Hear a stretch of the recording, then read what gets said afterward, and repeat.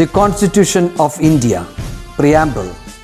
We, the people of India, having solemnly resolved to constitute India into a sovereign, socialist, secular, democratic republic and to secure to all its citizens justice, social, economic and political, liberty of thought, expression, belief, faith and worship, equality of status and of opportunity, and to promote among them all fraternity, assuring the dignity of the individual and the unity and integrity of the nation. In our Constituent Assembly, this 26th day of November 1949, do hereby adopt, enact and give to ourselves this Constitution.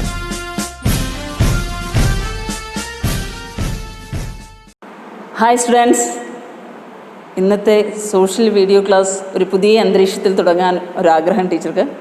കാരണം എൻ്റെ മക്കളെ കാണാൻ ടീച്ചർക്ക് കഴിയുന്നില്ല. അപ്പോൾ നിങ്ങളും അതുപോലെ നമ്മുടെ സ്കൂളൊക്കെ മിസ് ചെയ്യുന്നു. അപ്പോൾ ഇത് നോക്കൂ, നമ്മുടെ സ്കൂൾ അന്തരീക്ഷമാണ് കാണുന്നത് അല്ലേ. പലർക്കും ഇപ്പോൾ ചെറുതായിട്ടെങ്കിലും ഒരു വിഷമം തോന്നും സ്കൂളിലേക്ക് വരാൻ പറ്റാത്തതുകൊണ്ട്. ഒരിക്കലും നിങ്ങൾ വിഷമിക്കേണ്ട. എത്രയും പെട്ടെന്ന് സ്കൂളിലേക്ക് എത്തിച്ചേരാൻ ഈശ്വരൻ നമ്മളെ സഹായിക്കട്ടെ.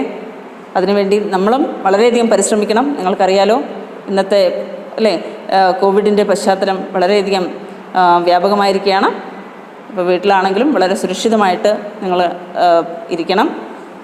സാനിറ്റൈസറൊക്കെ ഉപയോഗിക്കുക. അച്ഛനും അമ്മയും പറയുന്ന കാര്യങ്ങളൊക്കെ കൃത്യമായി മനസ്സിലാക്കുക കുട്ടികൾ. ഓക്കെ, അപ്പോൾ നിങ്ങളെ സന്തോഷിപ്പിക്കാനായിട്ട് ടീച്ചർ ചെറുതായിട്ടൊരു കവിത നമ്മുടെ മുരുകൻ കാട്ടാക്കട സാറുടെ ഒരു കവിത ആലപിക്കുന്നുണ്ട്. നോക്കാം. ഇനി വരുന്നൊരു തലമുറയ്ക്ക് ഇവിടെ വാസം സാധ്യമോ? ഇനി വരുന്നൊരു തലമുറയ്ക്ക് ഇവിടെ വാസം സാധ്യമോ? മലിനമായ ജലാശയം, അതിൽ മലിനമായൊരു ഭൂമിയും. മലിനമായ ജലാശയം, അതിൽ മലിനമായൊരു ഭൂമിയും. ഇനി വരുന്നൊരു തലമുറയ്ക്ക് ഇവിടെ വാസം സാധ്യമോ? ഇവിടെ വാസം സാധ്യമോ? അദ്ദേഹത്തിൻ്റെ ഈ വാക്കുകൾ അർത്ഥവത്തായി മാറിയിരിക്കുകയാണ് ഇന്നത്തെ ഈ സമൂഹത്തിൽ.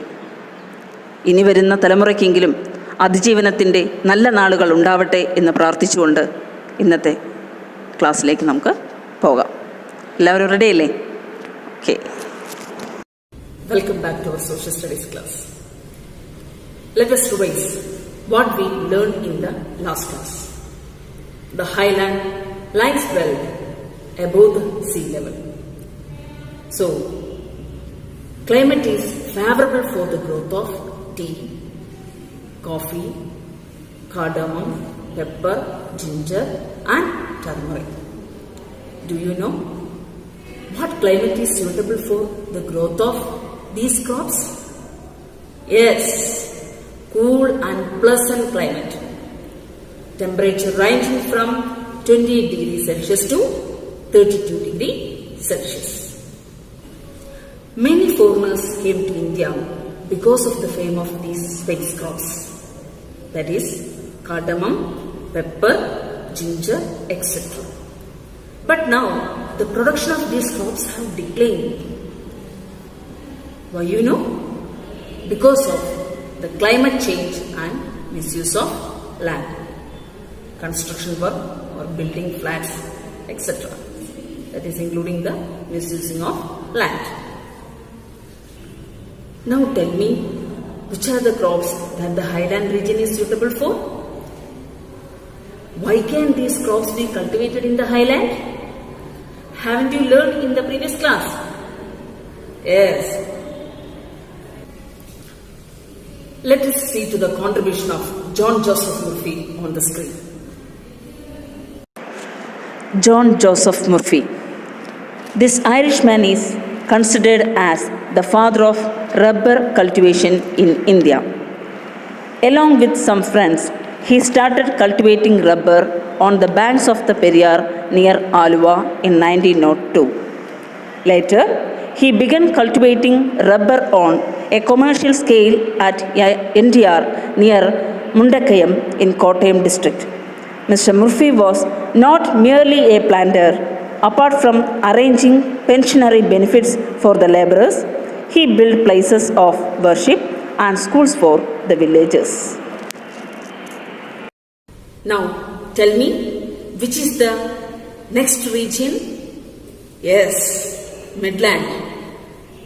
Mid means middle. So, Midlands means the land lying between highland and lowland. Do you know which are the places in Midlands? Yes, Thiruvananthapuram, Kollam, Pathanamthitta, Alappuzha, Kottayam, Idukki, etc. Okay. Here we find diverse crops, not the common crops. Do you know which crops are here? Cereals, vegetables, tuber crops, etc. What are cereals? Rice, wheat, maize, bajra, etc. are the category of cereals. And what are tuber crops? Tapioca, potato, sweet potato, elephant yam. You know that elephant yam? Chena. Do you know the favorable geographical factors for the crop diversity? Yes, abundant rainfall, moderately thick layers of alluvial soil and laterite soil along the hill slopes. What are they? Abundant rainfall, moderately thick layers of alluvial soil and laterite soil along the hill slopes. Okay. The chief commercial crops of Kerala, rubber, grows well in this region because the region is suitable for its growth. Cultivation of rubber in the Midland started in the 20th century. Before that, tapioca, elephant foot yam, vegetables and plantain were cultivated. Due to the crop diversity in the Midland, fertility of the soil reduced and this resulted in the cultivation of rubber. Once rubber is planted, the crop has the merit of long-lasting yield. What is yield? വളരെയധികം വർഷം വരുമാനം തരുന്ന ഒരു പ്രധാന വിളയാണ് rubber. That is mentioning the word long-lasting yield. Is it clear now? So, which crops become more prominent in Midland? Rubber. Why? Because the crops has the merit of long-lasting yield. The next region which we are going to learn is the lowland. What is it? Lowland. The lowland lies close to the sea level. It is also known as the coastal area. There are deposits of alluvial soil in the lowland. This soil is ideal for paddy cultivation. Saline alluvial soil along the coastal stretches is suitable for coconut tree. So, we understand that the soil on the lowland is most suitable for paddy and coconut cultivation. The regions where coconut and rice cultivated once have now become settlements. That is, people started constructing buildings in these areas and this resulted in the reduction in agricultural lands. That is, no areas to cultivate. Then, another reason for the decline of agriculture was the hike in the price of seeds and fertilizers and the cost of labor. As a result, the farmers were forced to switch off their sector of employment. So, what are the reasons for the decline of agriculture in the lowland? Overpopulation, the hike in the price of seeds and the cost of labor. These are the main reasons for the decline of agriculture. Which are the sectors other than agriculture? Business, sand mining, rearing ducks and fowls, coir industry, etc. So now we learned the 3 regions of Kerala: highland, midland and lowland. You also understood that these areas agriculture was the main occupation of the people, and so we can say that Kerala was the center of an agrarian culture. What is agrarian culture? കാർഷിക സംസ്കാരം.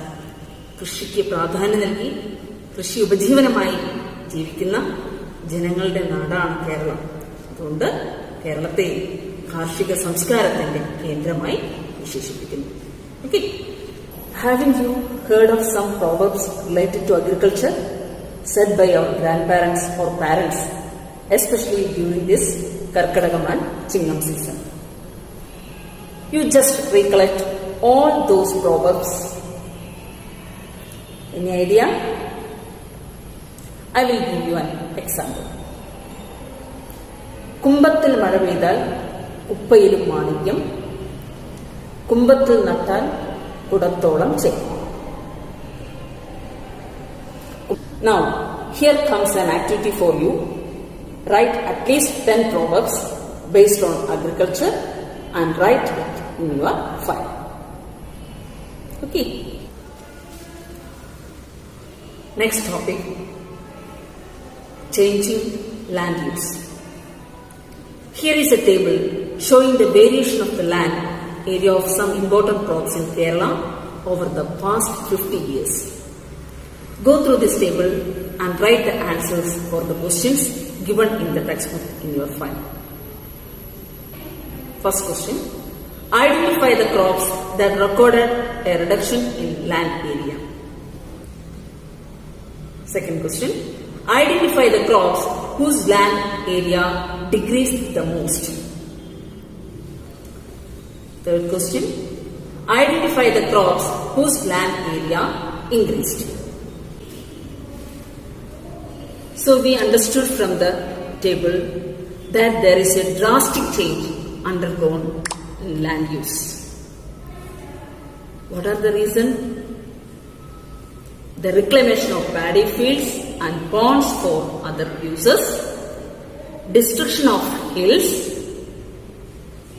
unscientific agricultural practice along the hill slopes are the main reason of the drastic change of land use. So, we understood from the table that there is a drastic change undergone in land use. The main reasons are reclamation of paddy fields and ponds for other uses, destruction of hills, unscientific agricultural practice along the hill slopes. Okay? So, children, I hope you all have understood the portion taken, that is from chapter 3. Now we will continue with this chapter in the next class. Till then, bye. Take care. Okay.